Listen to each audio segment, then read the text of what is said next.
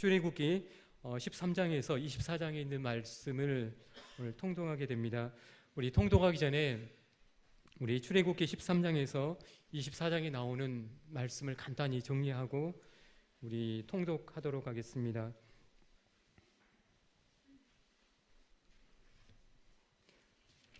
우리 출애굽기 13장부터 나오는 그 말씀을 보게 되면은 이제 출애굽하는 그 사건이 이제 시작이 되었는데 13장에 있는 말씀은 무교절을 지키라는 명령과 초태생을 구별하라는 그런 말씀이 나옵니다. 그러니까 우리가 13장을 읽게 되면 우리 잊지 말아야 할 것은 하나님께서 출애굽한 이스라엘 백성들에게 무교절을 지키고 그 무교절을 지키면서 초태생은 누구의 것이라고요? 하나님의 것이니까 그 초태생을 구별하여 하나님께 드리라는 그런 말씀이 나옵니다.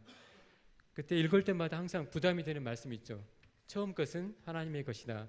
처음 난 자녀는 하나님의 것이다 하는 그런 말씀을 통해서 처음 것은 하나님의 것이라는 그 말씀을 통해서 13장에는 항상 구별하라는 그런 말씀이 나옵니다. 그 다음에 출애굽기 13장 17절부터 15장 21절에는 그 이스라엘 백성들이 드디어 이제 출애굽해가지고 광야길을 가는데 구름 기둥과 불 기둥으로 인도하시는 그런 하나님의 은혜를 이렇게 보게 됩니다. 우리가 13장 17절부터 우리가 읽어갈 때 내가 말씀을 이렇게 읽지만 우리 가운데 내 인생과 삶 속에서 구름 기둥과 불 기둥이 있어서 그러한 은혜를 체험하는 그런 상상을 하면서 우리가 읽었으면 좋겠습니다. 그 다음에 나오는 말씀이 애국 군대가 추격하는 그런 장면이 나옵니다. 이스라엘 백성들을 보내고 났더니 그 바로 왕이 늦게나마 정신을 차립니다. 이거 안 되겠다 싶어가지고 그 광야길로 가는 애국 군대를 추격하는 그런 장면이 나옵니다. 추격할 때 이스라엘 백성들의 마음이 어떨까요? 조마조마하겠죠. 그런 조마조마한 마음으로 읽어야 됩니다.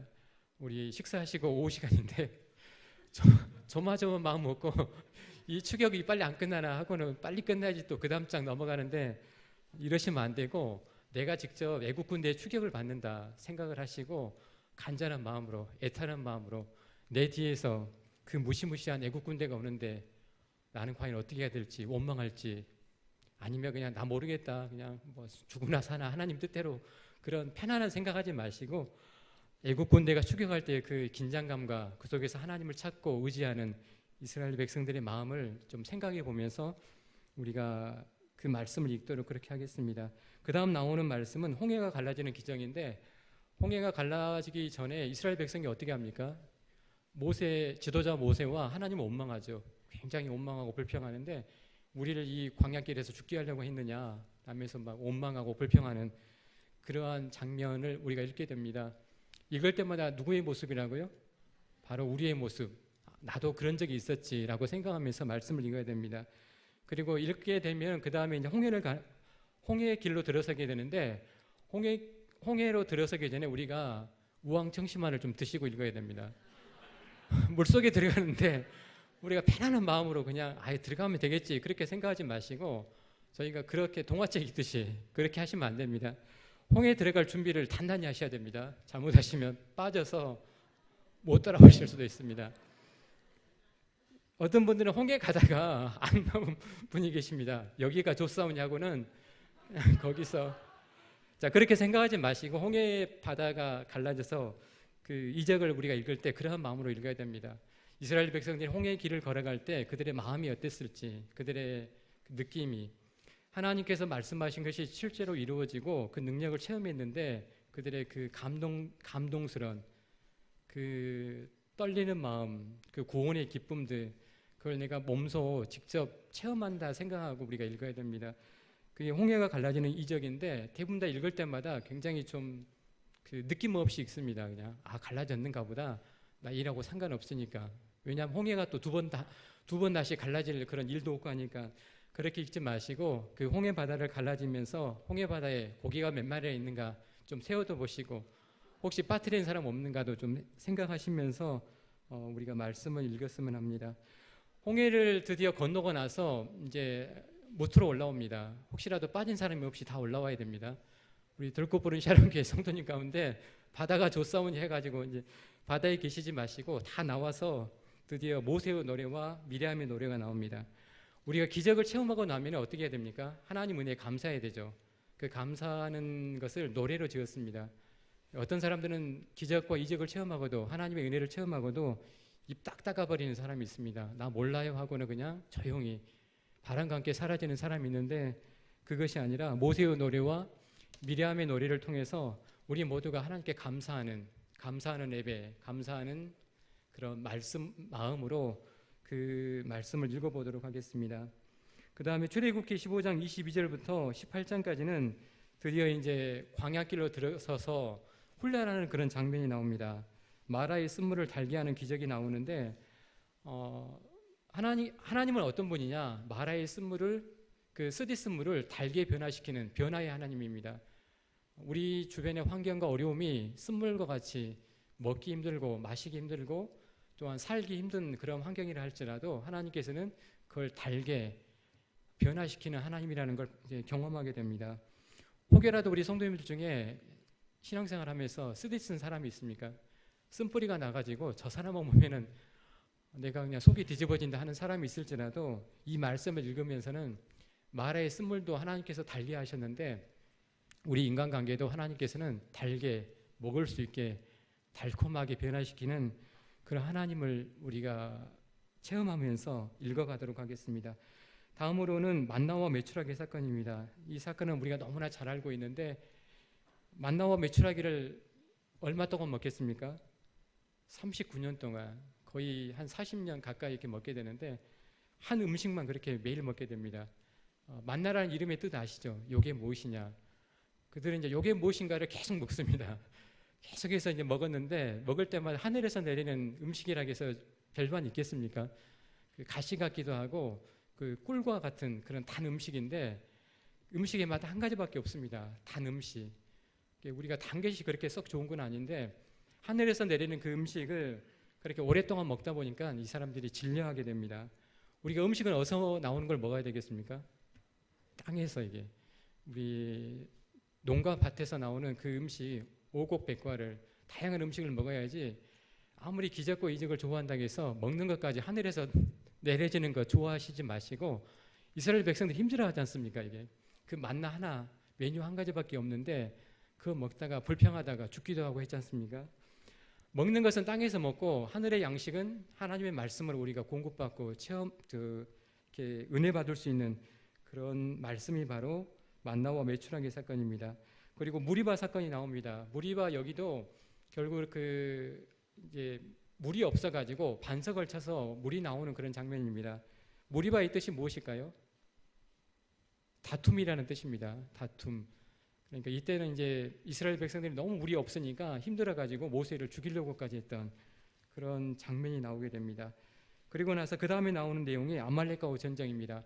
아말렉과의 전쟁에서 나오는 여호와 하나님이 어떤 하나님이라고요? 여호와 니시. 여호와는 나의 깃발이다라는 그런 뜻입니다. 여호와의 깃발을 높이 들고 흔들 수 있는, 여호와의 그 승리의 깃발을 날릴 수 있는 그러한 내용이 바로 아말렉과의 전쟁입니다. 그리고 나오는 그 내용이 이드로의 방문입니다. 이드로가 방문했는데, 이드로가 방문해가지고 출애굽한 이스라엘 백성들의 그 역사적인 사건을 이렇게 듣게 됩니다. 그때 이드로가 들었던 내용이 바로 뭐냐? 그 표현하는 내용이 이렇게 나옵니다. 내가 알게 되니, 깨닫게 되니, 그런 말씀이 나오거든요.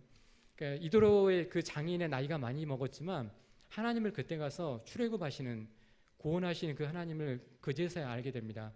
하나님은 보통 하나님이 아니시나 일반적인 하나님이 아니라 애굽의 군대를 물리치시고 구원하시고 또한 애굽의 군대를 물리치시는 그런 능력의 하나님인 것을 이드로가 고백하는데 표현을 이렇게 합니다. 내가 이제 알아보니. 그리고 나서 하나님을 이렇게 찬양하고 경배하는 내용이 나옵니다. 그리고 나서 이드로가 그 모세에게 이렇게 이야기하죠. 천부장과 백부장과 50부장과 10부장을 세우라는 그런 말씀이 나옵니다. 모세 혼자 다 감당하기 힘드니까 그렇게 하라고 그렇게 말씀하고 있습니다. 그 이드로의 그 장면이 나오고 그 다음에 그 재판하는 그런 내용이 나오는데 이스라엘 백성이 한 200만 명이 나오게 됩니다. 나오는 그 모습을 보게 되면 굉장히 웅대하고 장엄해 보이지만 그 200만 명의 사람들이 어떻습니까? 때로는 그 이웃 간에 지파 간에 분쟁이 있고 어려움이 있으니까 항상 모세를 찾아옵니다. 이웃집에 어떤 사람이 내 물건 훔쳐가도 모세 찾아와서 저 찾아달라고 그럽니다. 누가 와서 우리 아이 한 대 때렸으니까 어떻게 해야 됩니까? 하고 해도 모세 찾아와서 해결해 달라고 그럽니다. 그 정도로 이스라엘 백성들이 좀 신앙이 아니면 삶의 수준이 낮았던 걸 보게 됩니다. 그러한 모든 것들을 재판하다 보니까 모세가 힘들었던 그런 모습을 보게 됩니다. 출애굽한 이스라엘 백성들의 200만 명의 사람들이 한 12지파인데 그들이 다 똑같은 마음, 똑같은 삶의 모습이 아니라 때로는 갈등도 있었고 어려움이 있었지만 그걸 누가 조정을 했다고요? 모세가 조정하고 화해를 시키고 문제를 해결했던 그런 모습을 보게 됩니다. 우리들에게도 이러한 사람이 필요합니다. 모세와 같이 중간에 서서 어려운 문제를 해결하고 또한 판단할 수 있는 그런 사람이 필요한 것 같습니다. 마지막으로 출애굽기 19장 1절에서 24장까지는 시내산 언약을 체결하는 과정이 나옵니다. 그 이스라엘 백성이 시내산에 도착하는 장면이 나오고요. 그다음 하나님께서 시내산에서 나타나시고 그다음에 십계명을 주시고 그다음 백성들이 두려워하는 그런 장면이 나옵니다. 그 하나님께서 이스라엘 백성들에게 십계명 말씀을 주는데 그냥 주시는 것이 아니라 우레와 번개와 같은 그런 굉장히 장엄하면서도 위험 있는 모습으로 하나님께서 나타나십니다. 우리들도 하나님의 말씀을 들을 때 받을 때 그런 하나님의 모습을 상상하면서 드려야 됩니다. 너무나 우리가 경거망동하게 가볍게 그냥 편안한 마음으로 듣는 것이 아니라 이스라엘 백성들의 십계명을 주실 때 그 하나님께서 우레와 번개와 천둥과 같이 굉장히 좀 너희들 이 말씀 지키지 않으면 이 말씀대로 살지 않으면 굉장히 어떤 하나님의 위엄과 권위를 가지고 말씀하는 그런 장면이 나오게 됩니다. 그 다음에 계약과 율법을 주시고요. 그 다음에 사회규범을 주시고 그 다음에 약속과 경고하는 말씀이 나옵니다. 하나님께서는 이스라엘 백성들에게 말씀만 주고 끝나는 것이 아니라 너희들이 이 말씀을 받고 나서 약속을 지키면 어떻게 하겠다. 그런데 너희들이 말씀을 지키지 않으면 경고하는 장면이 나옵니다. 우리가 말씀을 듣고 받는 것도 중요하겠지만 그 다음도 우리가 생각해야 됩니다. 말씀을 받긴 받았는데 내가 그대로 살지 않으면 내가 살면 어떻게 될 것인가 우리가 선택을 해야 된다는 것입니다. 때로는 우리에게 축복이 되기도 하지만 말씀을 제대로 받고 듣고 행하지 않으면 저주가 된다는 것입니다. 마지막으로 시내산 언약을 세우는 과정이 나오는 것으로 우리 24장이 이렇게 마무리가 되게 됩니다.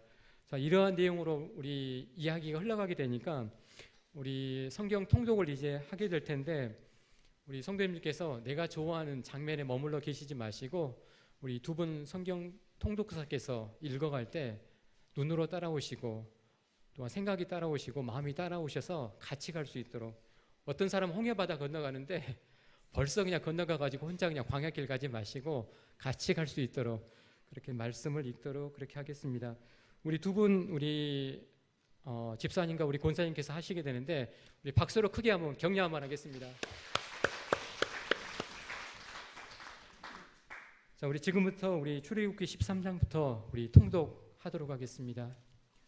출애굽기 13장.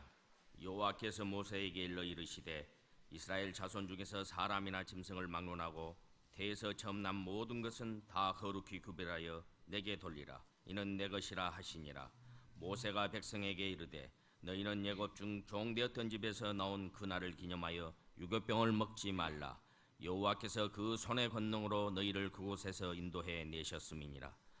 아비월 이날에 너희가 나왔으니 여호와께서 너를 인도하여 가나안 사람과 헷 사람과 아모리 사람과 히윗 사람과 여부스 사람의 땅 곧 내게 주시려고 내 조상들에게 맹세하신 바 젖과 꿀이 흐르는 땅에 이르게 하시거든.